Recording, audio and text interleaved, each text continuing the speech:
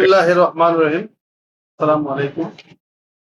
ঈদের পরে যে যার মতো করে বাসা বাড়ি থেকে এসে অফিস আদালতে নতুন ভাবে কর্মস্থলে এসে নতুন কাজ শুরু করেছে এবং সে ধারাবাহিকতায় আজকে চ্যানেল 10 অফিসেও চেয়ারম্যান সাহেব, এনডিএমডি সাহেব সবাই অফিস করেছে। আমরাও আসছি, ওদের সাথে মত বিনিময় করবো, সাক্ষাৎ করবো।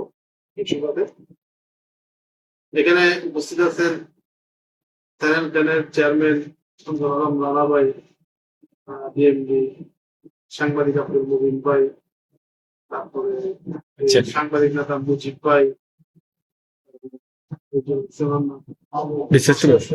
ব্যবসায়ী মাহবুব ভাই, আমাদের সাংবাদিক উন্নয়ন পরিষদের বিভাগীয় কমিটি সেক্রেটারি জিয়া ভাই, ক্যামেরার পিছনে যে আছে ওনার হচ্ছে সাংবাদিক দালাল।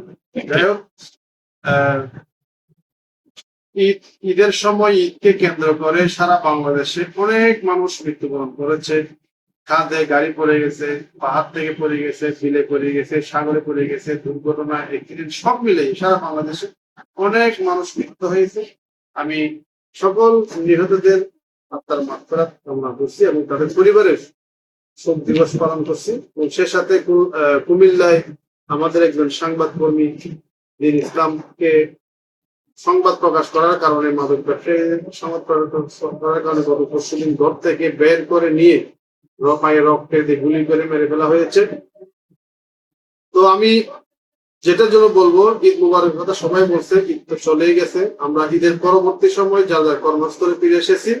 তো কর্মস্থল থেকে যদি বলি, আমাদের বাংলাদেশে কিছু অহামিকা হিংসুটে গৌরবে কিছু সাংবাদিক আছে, যারা ভালো একটা পত্রিকায় স্থান পাইলে তারা বড় সাংবাদিক, কেউ সাংবাদিক না।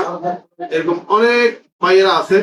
যেমন কি গত পরশুদিন যে কুমিল্লার মধ্যে সাংবাদিক দিন ইসলামকে হত্যা করা হয়েছে, দিন দুপুরে তার অপরাধ ছিল সে মাদকের বিরুদ্ধে একটা পোর্টালে একটা পেজে নিউজ করছে, ভিডিও নিউজ, তাকে বের করে নিয়ে মেরে ফেলেছে।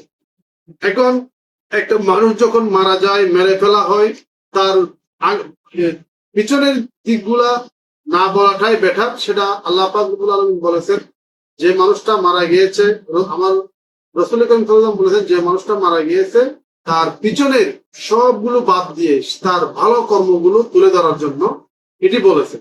এখন তাকে টেনে নিয়ে গুলি করে মেরে ফেলা হয়েছে। আর আমাদের কিছু নামদারি সাংবাদিক নেতা, নামদারি সাংবাদিক ভাই বলেছে সে সাংবাদিক ছিল না। আরে ভাই, সাংবাদিক ছিল কি না সেটা পরে তাকে মেরেই ফেলছে। এখন তাকে সাংবাদিক বললেও কি আসে যায়, না বললেও কি আসে যায়, সেটা এখন কবরে চলে গেছে। এখন আমাদের কিছু নামদারি ভাই, আমার ভাই বলতো, তাদেরকে লজ্জা লাগে, কারণ ভাই হলে তার আগে তার বিচার চাইতো, তার বিচার, তার অপরাধীদেরকে ধরার জন্য আমরা সে কথাটা বলতাম। কিন্তু সেটা না বলি সে সাংবাদিক ছিল কিনা, সে মাদক ব্যবসায়ী ছিল কিনা, সে অমুক ছিল কিনা, আমরা এটা নিয়ে আলোচনা করতেছি। কারণ এটার মূল বিষয় হচ্ছে যারা বলতে চায় তারাই ওই খুনের সাথে জড়িত বিদায় এই খুনের মামলাটা ভিন্ন হাতে প্রবাহিত করার জন্য, ভিন্ন দিকে নেওয়ার জন্য তারা সাংবাদিক ছিল না, সাংবাদিক ছিল, এটা নিয়ে আলোড়ন সৃষ্টি করবে। তা আমি বলবো, যে যেটাই বলো, সাংবাদিক হোক আর গণমাধ্যম কর্মী হোক, আর একজন মানুষ হিসাবে তার বিচার আমরা চাই। সে যেহেতু একটা পোর্টালে একটা পেজে নিউজ করে, তার পেজটা ঘুরে দেখেছি, হাজারো হাজার মাদকের বিরুদ্ধে ভিডিও নিউজ দেখেছি। এটার জন্য আমরা দাবি রাখি তার অপরাধীদেরকে ধরে অবশ্যই শাস্তি দিতে হবে। আর যারা বাংলাদেশের মধ্যে এই সাংবাদিকরা ওর বিরুদ্ধে বলতেছে, ও সাংবাদিক ছিল কিনা এই প্রশ্ন তুলেছে, আমি মনে করি তারা এই খুনের সাথে জড়িত, তাদেরকেও আইনের আওতায় আনতে হবে। কারণ আমাদের সাংবাদিক দন্তীয় স যার পাশে লাগানো আছে, সে অবশ্যই একটা নিউজ করে, সে গণমাধ্যম কর্মী হিসেবে আমরা দেখি সে কি করেছে সেটা দেখার বিষয়। সে যদি বেঁচে থাকতো আমরা যাচাই বাছাই করতাম সে সাংবাদিক ছিল কিনা। এখন যেহেতু সে মারা গেছে, আমরা ওই বিষয়ে আর খতিয়ে না দেখে তার বিচারের দাবি রাখছি। এখন যারা বাংলাদেশের চট্টগ্রামে, বাংলাদেশ তথা সারা বাংলাদেশে তথা চট্টগ্রামে আমাদের কিছু তথাকথিত সাংবাদিক, কথিত সাংবাদিক, নামদারি সাংবাদিক, আমরা তাদের কোনোদিন নিউজ দেখি নাই, এরা বলে যাচ্ছে ও মাদক ব্যবসায়ী ছিল।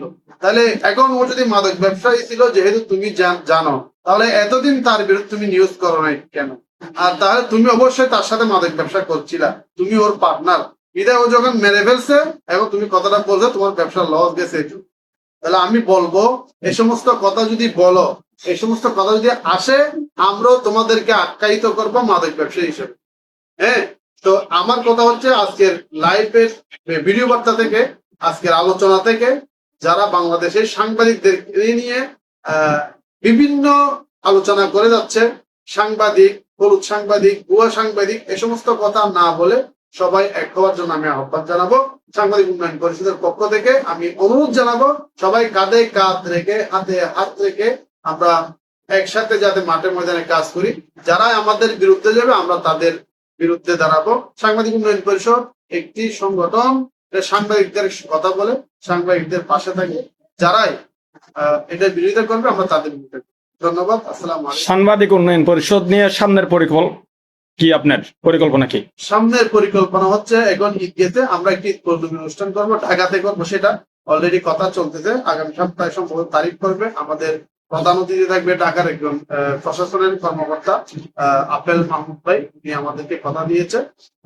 আমরা সারা বাংলাদেশে এই সাংবাদিক উন্নয়ন পরিষদের বিভাগীয় কমিটি, জেলা কমিটি আমরা করবো।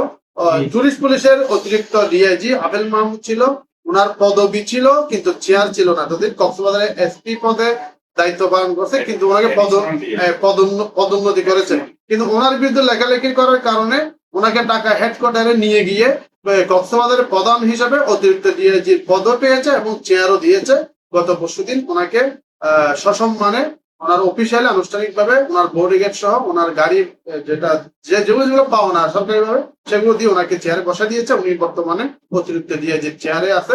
তো উনি আমাদের একজন ভাই হিসাবে আমাদের পাশে ছিল, এখনো আছে। আমরা ওনাকে প্রধান অতিথি করতেছি।